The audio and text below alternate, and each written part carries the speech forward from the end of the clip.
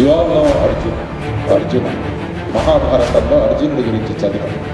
బ్రహ్మాండమైన వెలుకాడు, బ్రహ్మాండమైన ధనుర్విద్యలో number 1.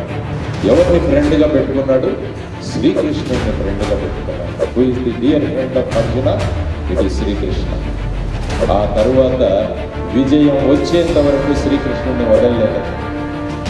And on the other side you have Karna. He is also equally talented. కర్ణుడు కూడా ధనుర్విద్యలో బ్రహ్మాండంగా అర్జునుడికి సాటిగా ఉన్న వ్యక్తి.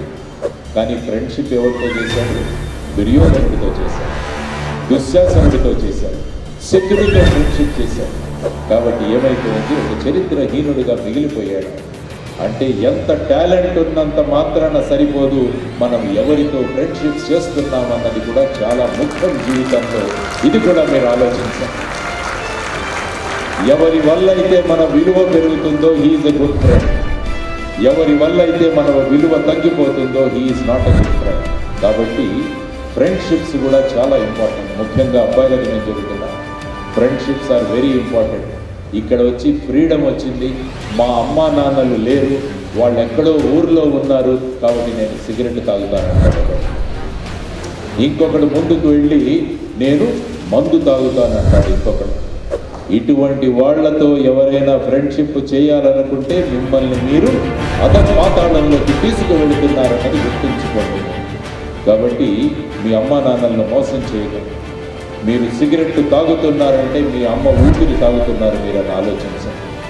మీరు మందు తాగుతున్నారంటే మీ నాన్న రక్తం తాగుతున్నారని మీరు ఆలోచించండి. అప్పుడు వాళ్ళ మీద ముట్టుకోరు. ఈ విధంగా ఆలోచించండి.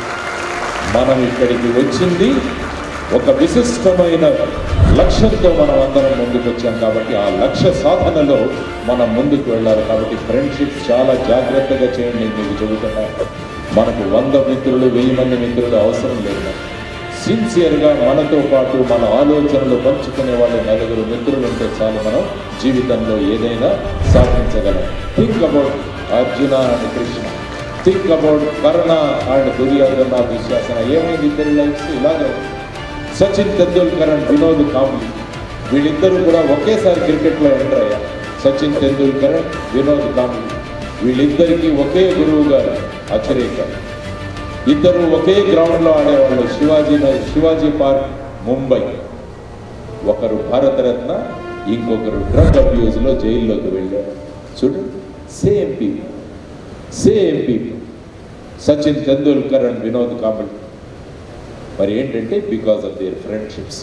Be cautious about when you make a friendship.